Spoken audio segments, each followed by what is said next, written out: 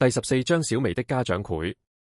吳北已經收咗手，一邊欣賞住佢美妙嘅身體，一邊話：你練內勁，傷咗左右手太陰肺經，我而家幫你打通，當然會有驅病嘅反應，唔使太擔心，揩幾下就好㗎啦。朱清賢呢個時候先至放心，多謝先生，你嘅醫術真係神乎其技，我以前成日覺得個肺沉沉地，呼吸唔係好順，而家就輕鬆好多啦。吳北點頭，佢似乎有啲口渴，伸手去摸茶杯。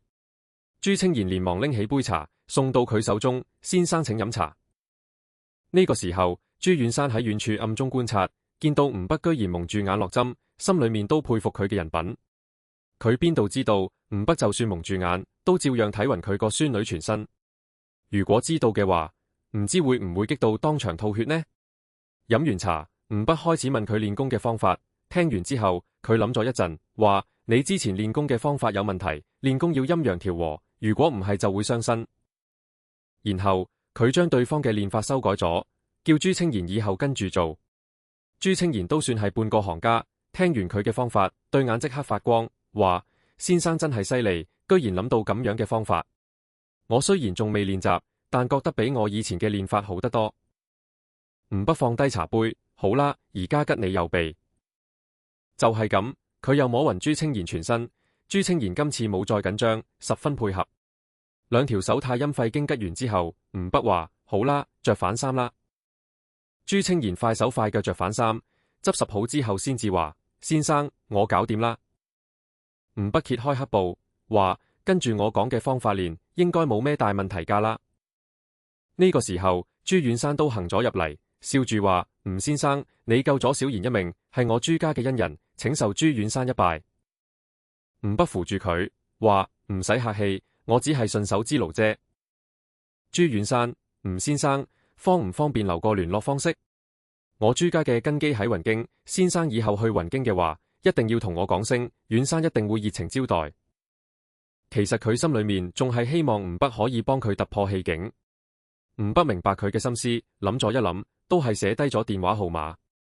朱遠山就拎出一張支票，認真咁話：先生辛苦啦，呢啲係遠山嘅一點心意。吳北掃咗一眼，居然係一張50萬嘅支票，佢猶豫咗一下，都係接過咗張支票。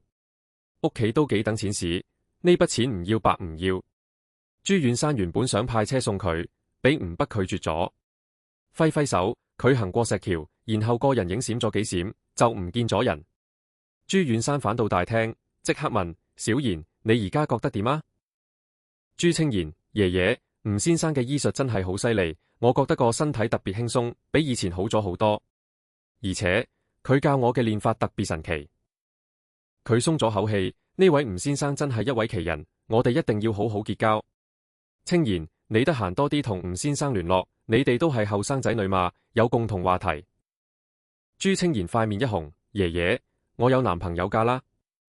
朱遠山輕輕嘆咗口氣：你細叔嘅病醫唔醫得好，可能就靠呢位吳先生啦。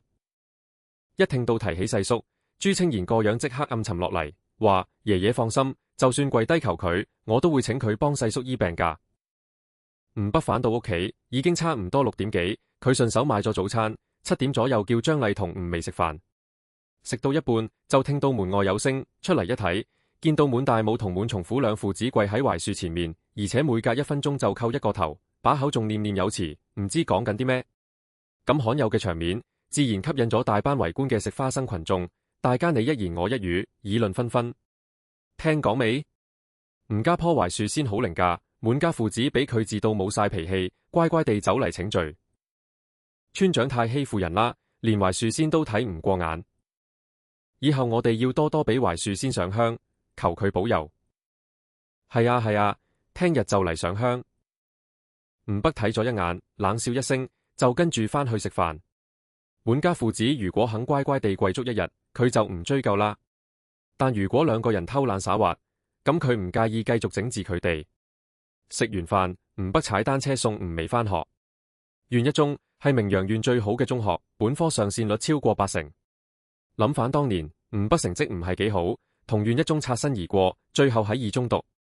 到咗1中校門口，吳薇跳落車，話：哥，今朝有家長會。吳北有啲意外，家長會？咁叫媽咪嚟啦。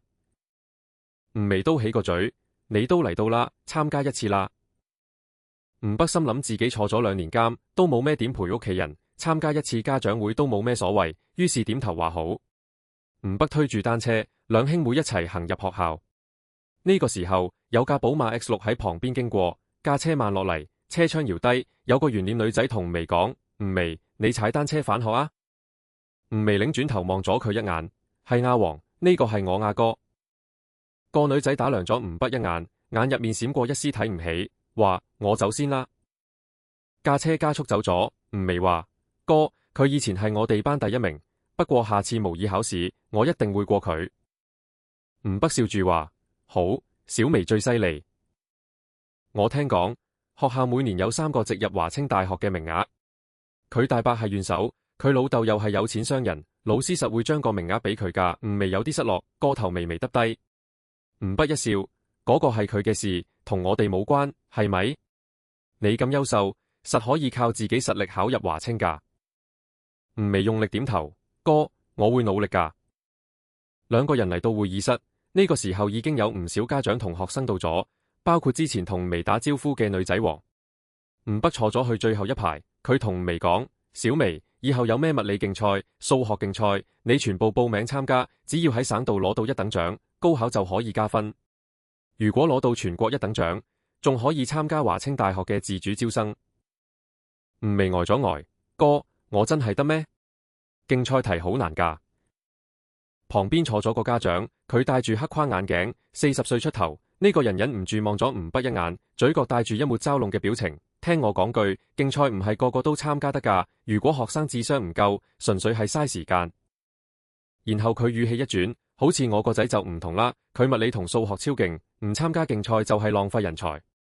所以我幫佢報咗近期物理同數學2個省級競賽。吳北聽到個肚都痛，咩叫智商唔夠？佢即刻話：講得啱，好似我妹妹咁聰明嘅學生，絕對可以攞全國1等獎。唔參加就係浪費人才。對方忍唔住流露出譏諷嘅笑，全國1等獎？你真係識講笑。吳北，點係講笑？我係認真㗎。係啦，上次數學測驗，你個仔考咗幾多分？中年人一臉該傲，我個仔數學好勁，上次啲題目雖然偏難，佢都考到124分，全校第3。唔錯唔錯，吳北點頭。中年人更加該傲，冇計啦，數學係需要天分㗎。吳北笑住問吳薇：小薇，你考咗幾多分啊？吳薇知道阿哥要打人臉，佢非常配合，哥146分。有條題大意咗，如果唔係可以攞滿分。吳北一臉嬲，大意？你點可以大意？咁簡單嘅題目一定要俾我考滿分，如果唔係，你點攞全國數學競賽第1名？你點考華清大學？吳薇個頭耷低，我知錯啦。中年人個表情精彩到極，塊面嘅肌肉都僵咗，146分。